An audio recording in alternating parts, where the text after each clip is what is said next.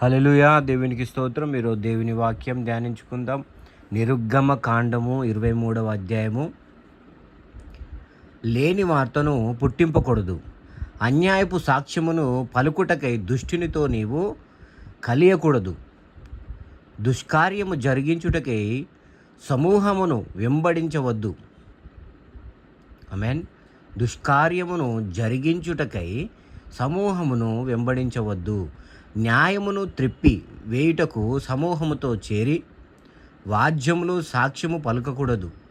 వాద్యమాడు వాడు బీదవాడైనను వాని ఎడల పక్షపాతముగా ఉండకూడదు. నీ శత్రువుని ఎద్దైనను గాడిదైనను తప్పిపోవుచుండగా అది నీకు కనబడిన ఎడల అగాత్యముగా దాన్ని తోలుకొని వచ్చి వానికి అప్పగింపవలెను.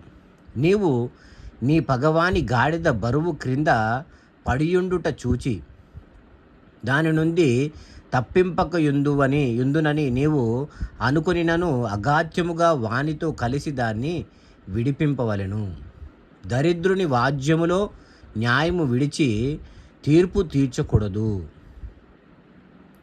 అబద్ధమునకు దూరముగా నుండుము. నిరపరాధి అయినను నీతిమంతునినైనను చంపకూడదు. నేను దుష్టుని నిర్దోషినిగా ఎంచను. లంచము తీసుకొనకూడదు. లంచము దృష్టి గలవానికి గ్రుడ్డితనము కలుగజేసి నీతిమంతుల మాటలకు అపార్థము చేయించును. హల్లెలూయా. లంచము తీసుకోవద్దు. పరదేశిని బాధింపకూడదు. పరదేశి మనస్సు ఎట్లుండునో మీరెరుగుదురు.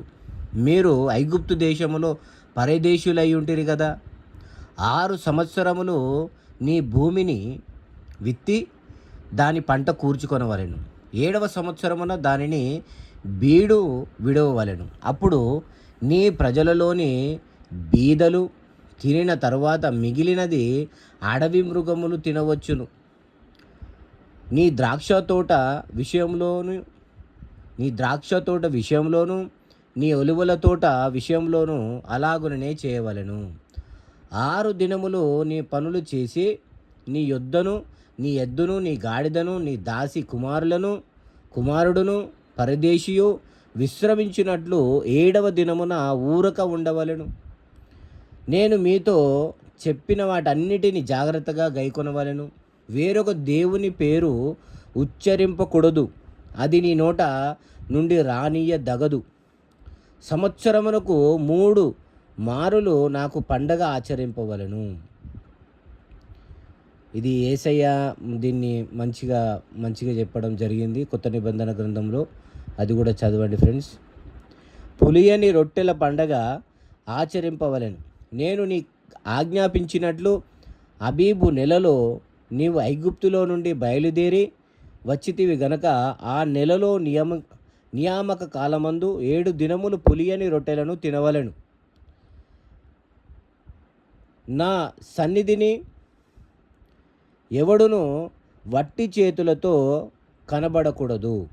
నీవు పొలములో విత్తిన నీ వ్యవసాయముల తొలి పంట యొక్క కోత పండుగను, పొలములో నుండి నీ వ్యవసాయ ఫలములను నీవు కూర్చుకొనిన తర్వాత సంవత్సరాంతమందు ఫల సంగ్రహపుకు పండగను ఆచరింపవలెను.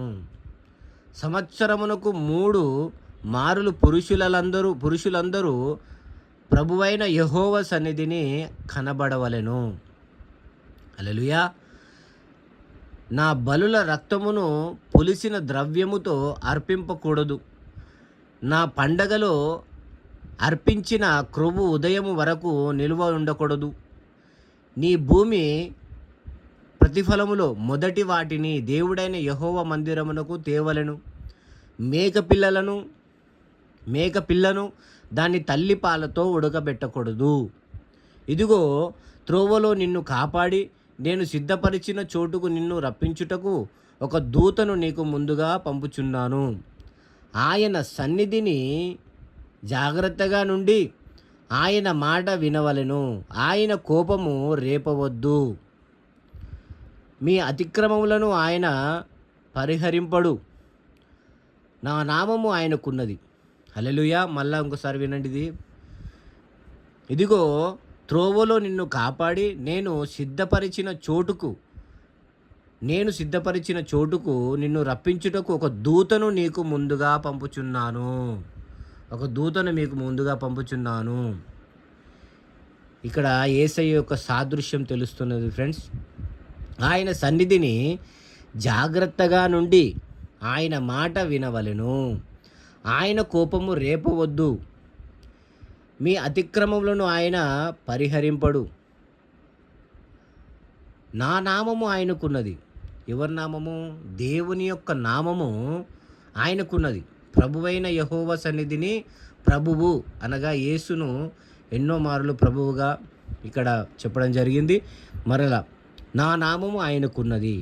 అయితే నీవు ఆయన మాటను జాగ్రత్తగా విని నేను చెప్పినది యావత్తు చేసిన ఎడల నేను నీ శత్రువును నీ విరోధులకు విరోధునై ఉందును. ఎట్లనగా నా దూత నీకు ముందుగా వెళ్ళుచు అమోరీయులు, హిత్తీయులు, పెరిజ్జీయులు, కనానీయులు, హివ్వీయులు, మోబుసీయులు వారున్న చోటుకు నిన్ను రప్పించును. నేను వారిని సంహరించెదను.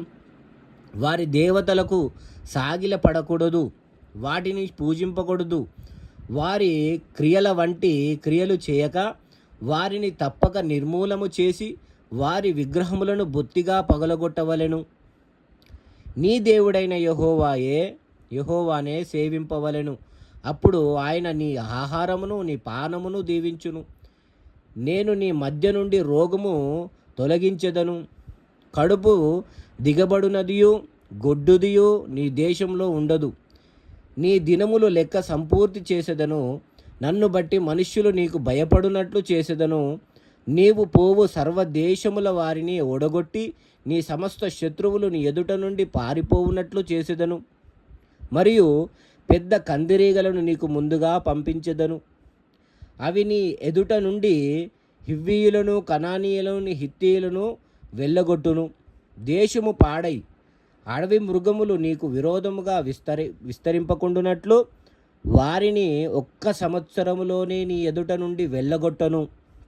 నీవు అభివృద్ధి పొంది ఆ దేశమును స్వాధీనపరుచుకుని వరకు క్రమక్రమముగా వారిని నీ ఎదుట నుండి వెళ్ళగొట్టెదను.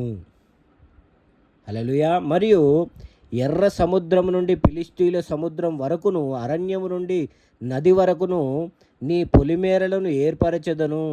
ఆ దేశ నివాసులను నీ చేతికి అప్పగించెదను.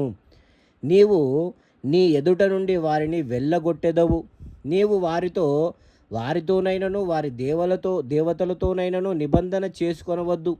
నీవు వారి దేవతలను సేవించిన ఎడల అది నీకు ఉరియగును గనుక వారు నీ చేత నాకు విరోధముగా పాపము చేయింపకుండునట్లు వారు నీ దేశంలో నివసింపకూడదు.